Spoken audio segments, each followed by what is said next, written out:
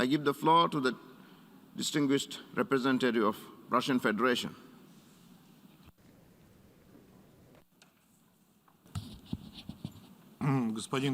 President, Secretary General, colleagues, Russia would ask for this draft resolution to be put to the vote.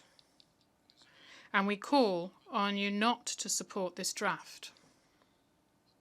However, we know about the unprecedented pressure that our Western partners are exerting on a large number of countries, urging them to vote as they see fit.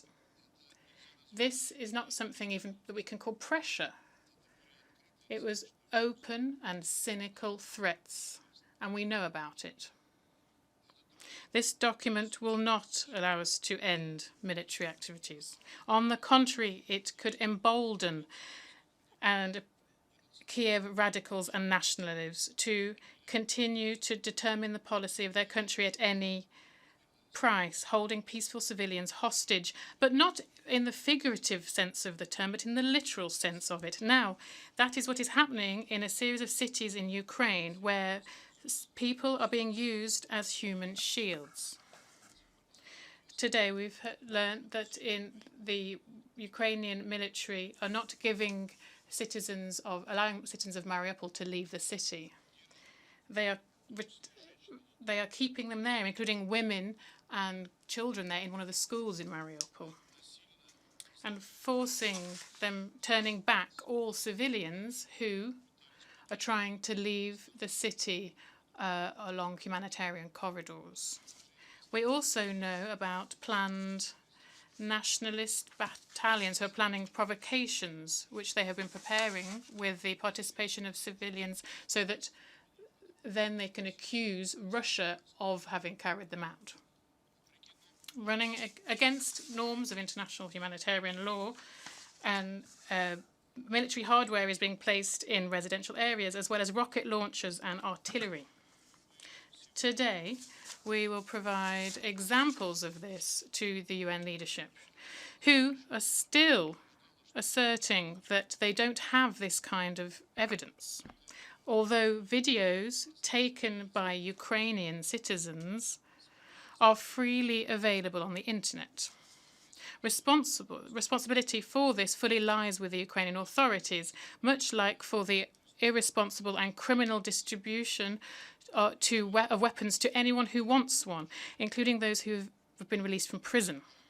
This has already led to many cases of robbery, murder, and plundering.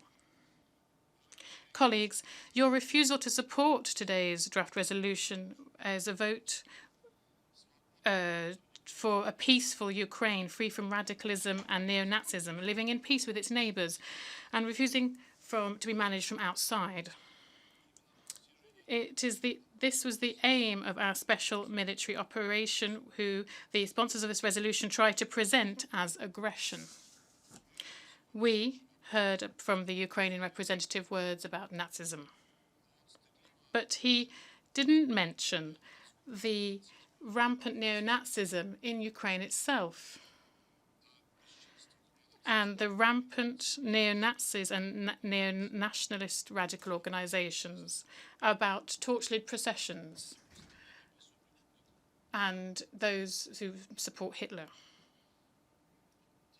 Those who are interested in the development of the Ukrainian crisis and how it has developed very much understand where it came from. In actions today, we're trying to stop the 8-year war of the Maidan regime on the people of Donbass. Over the last years, our country has done everything it can, and things that are impossible to avoid this kind of scenario. We, according to the Secretary General, have left no stone unturned and knocked on every door. However, we were not listened to. Those living in Donbass are still being bombed.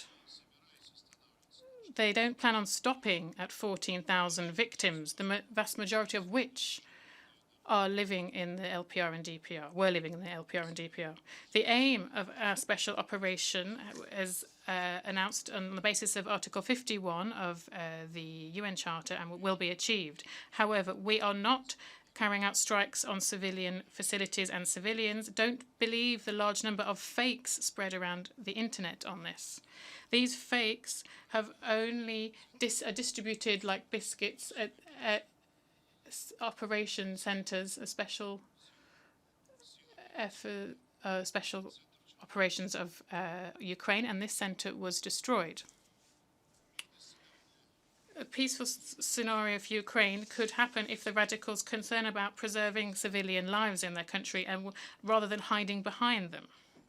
This is a call in the text before the vote. There is no reference to this call in the text before us to vote on. Nothing is mentioned about the illegal coup in Kiev in February 2014, with the connivance of Germany, France and Poland, and with the support of the United States, where the legitimately elected president of the country was overthrown. This draft does not mention anything along the lines that the new nationalist authorities are limiting the rights of citizens to use the Russian language. This was a green light for a large chain of events of violations of the basic rights of those living in the east of the country, and not only in the east of the country, including the most valuable right, that right to life.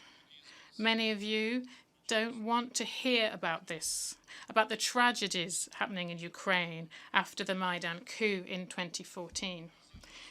And those people who burnt alive in Odessa, and the crimes of those who didn't agree, against those who didn't agree with them. And the most blatant example of this was the war against Donbass rolled out by Kiev. There's nothing in the document either that over the last 8 years, Europe and the US have been pumping the Ukraine with weapons so that those people can kill civilians in the Donbass.